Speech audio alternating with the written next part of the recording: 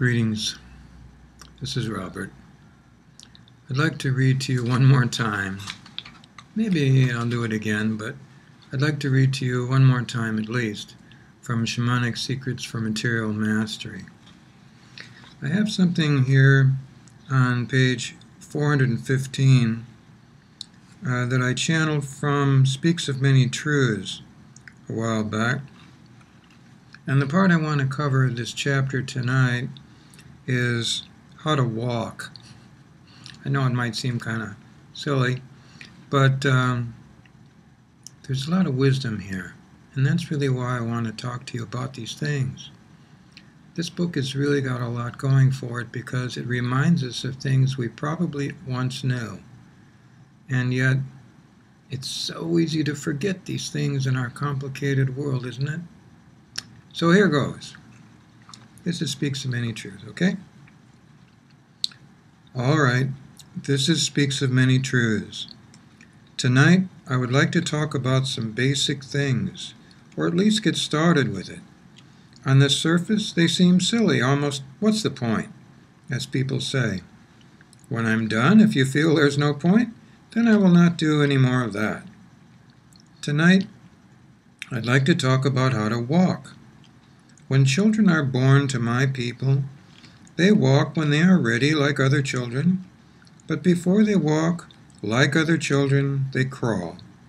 And as you know, it is about the time when children are crawling that they begin to formulate some understanding of the language that will someday be their own. It is when the children begin to crawl that we begin to sing songs to them about the support they receive in every way from Mother Earth. When they begin to crawl, sometimes adults will crawl with them and sing the song, not the whole song, but a verse or two, and laugh, so that it is not a serious thing, but a pleasant thing. In this way, children, as they are beginning to adapt to language and meaning and felt understanding, are assimilating a genuine understanding of their relationship to their physical body and to Earth, and all that is on Earth around them. By the time they take their first steps, they're also saying their first words. The words are basic, but they are perhaps similar in most cultures. Mother, father, and sometimes, as in our culture, sun, moon, stars, day, night, basic words.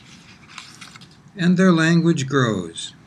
They have heard the songs many times. So when the songs are sung to them, or to another child as they are nearby, they will sing along, not perfectly, but as well as children can for their age. By the time they are walking on their own easily and able to communicate at least at the basic level, they already have the understanding that they are not stepping on the ground, but that the ground pushes up and they balance on it. This is how our people are raised to understand balance as a physical property, as a physical feeling within them, and also as a concept. When you understand balance, when you don't fall down but keep your balance, it is much easier to keep the philosophical experience of balance in some way ordered within your mind, not unlike ballet dancers who tiptoe about on the stage, which suggests a connection between earth and the sky. Our children are taught not to tiptoe, but to walk gently on the earth. That is to help them be very cognizant in their sense of balance. You know from doing it yourself that it is very difficult to keep your balance if you walk around on your heels. But if you walk on the balls of your feet, it is simple.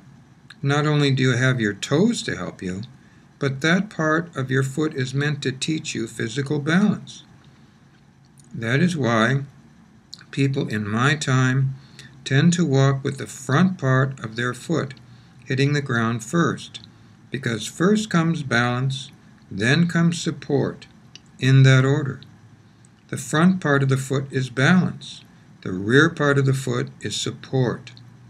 Now, to understand that the earth pushes up, giving you support from below, is very important because that causes you to realize on a daily basis, every time you walk anywhere, that something underneath you is supporting you.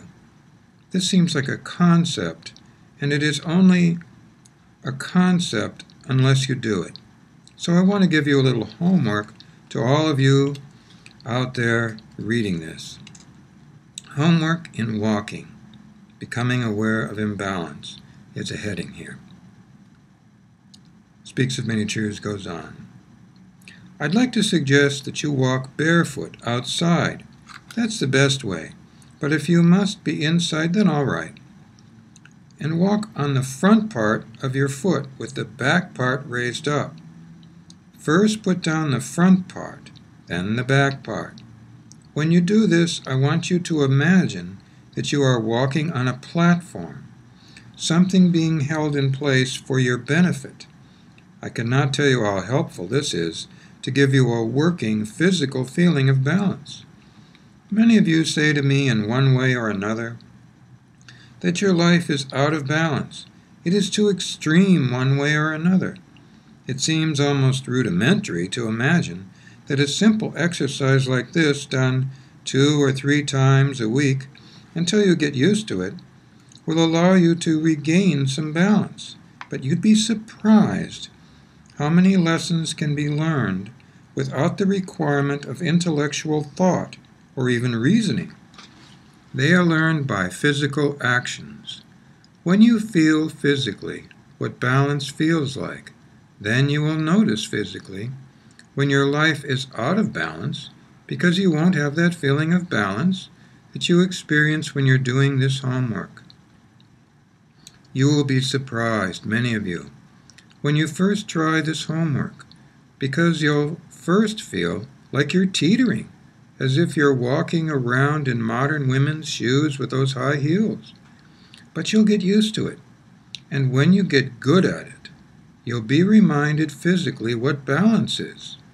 Then you will always know, and you can use that feeling to compare in your life. Am I in balance? Or am I too much to an extreme? If I am too much to an extreme, I'll recognize it, because I won't have that good feeling I have when I do my homework and feel in balance. Well, you can see why I wanted to read that to you today, even though it's kind of long. And that's because I feel that our world, and you know what I'm talking about, itself is out of balance. This may be in reaction to us being out of balance. It's possible. So I think if enough of us do this, and we get used to walking around and feeling in balance, and then we get used to noticing when we or our world is out of balance, it will be a lot easier to remind others when they are doing something that is also out of balance. I'm not expecting you all to go teetering down the street like this, although when you get good at it, you won't teeter at all. But I am thinking and believing that it might be good if we get used to practicing this someplace that's safe for us. So if you're not too good at walking on the front part of your foot, feel free to do this with supports around or next or near to you. So if you tip one way or another, you can lean on something. That might be good for a lot of us. But for others, if you feel okay with it, then just try it on your own. Try it someplace first, perhaps, where if you fall down, it won't hurt yourself. Okay? There's a good chance that we can get our world into balance, or at least we can discover what our world, Mother Earth, feels like in balance. I think that she knows what balance is. And sometimes I also think that when we're out of balance, so many of us, that she says, okay, I'll go along with it, and I'll show you what out of balance is really like. And then she starts doing things that we probably wouldn't like. And by that I mean some of the things that she's already done, meaning, hurricanes and earthquakes and things like that. Maybe especially earthquakes, where the ground is moving in a way that doesn't support us. Maybe Mother Earth is trying to remind us that we need to be in balance too. Well, that's my thought for the day. It might be a lot of other things too, but I hope that this is something that you can do and try and benefit from. That's always what I'm desiring to do here. Good life to you all.